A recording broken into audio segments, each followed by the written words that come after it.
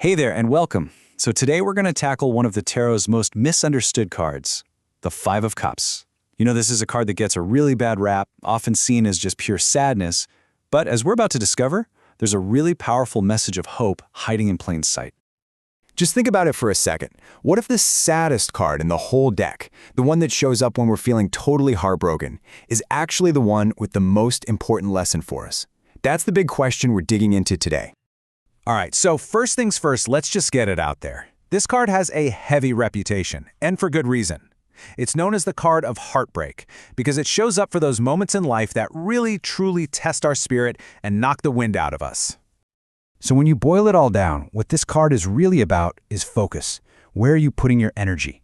When it pops up in a reading, it's basically a little nudge from the universe, a sign that you've gotten completely stuck focusing on what's gone wrong, on the loss.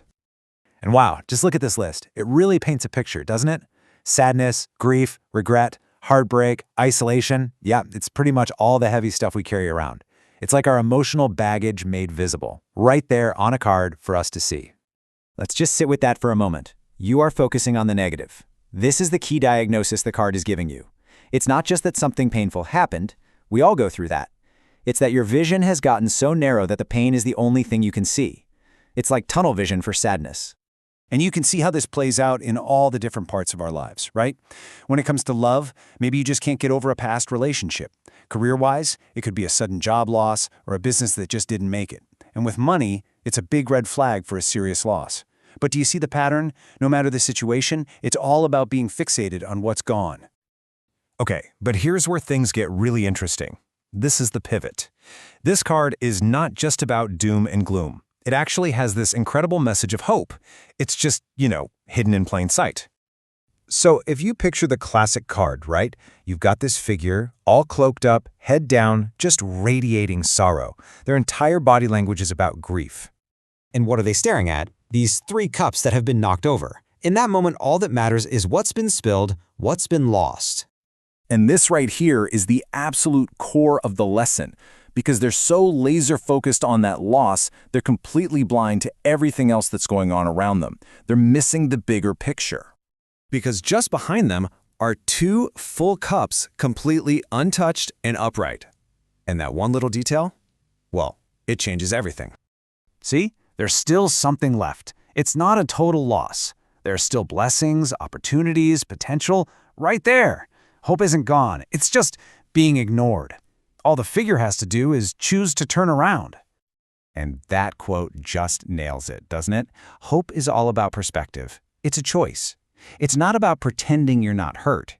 It's about feeling that pain, acknowledging it, and then making the conscious choice to turn around and see what's left. Okay, so how do we actually do that? How do we make that choice to turn around? Well, that's where the reversed card comes in. It's like a roadmap for healing. When you see this card reversed, it's a huge sign that something big is shifting inside you. It's that moment you stop staring at the spilled milk, so to speak. It means you're finally ready to accept what happened and, actually let yourself start to heal. I love this comparison because it shows you the move from just sitting in your grief to actively healing. The reversed card is all about action. Instead of hiding away, you're getting back out there in the world. Instead of clinging to that grief, you're choosing to release it. You're consciously dropping that heavy emotional baggage. And look, this healing journey, it's not a mystery. There are actual steps you can take. First up, you got to accept the past. It is what it is. Then you have to let those feelings out, really release them.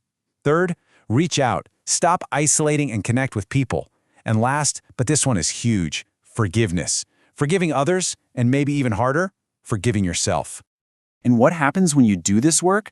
The results are amazing, just transformative. In your love life, you're actually open to finding someone new. With your career, you're back on your feet, rebuilding, maybe even stronger than before. Your finances start looking up. And on a spiritual level, you're actually starting to get the lesson behind all that pain. You're really moving forward. So when we look back at this whole journey, from loss to healing, what's the big takeaway? What is this card really, truly trying to teach us? This is maybe the most important thing to get about this card. Seeing it is not a life sentence of sadness. Not at all. It's just pointing out where you are right now, in a moment of grief. But it's a moment that has the solution built right into it. And that brings us to the ultimate lesson here. You can't just pretend the bad thing didn't happen. You have to look at the spilt cups. You have to acknowledge the pain.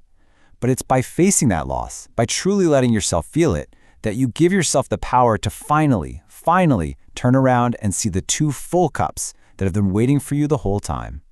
So, I'll leave you with this question to think about. In your own life, right now, when you're thinking about a loss or a regret, where are your 2 full cups? Where is the hope that's just waiting for you to turn around and see it?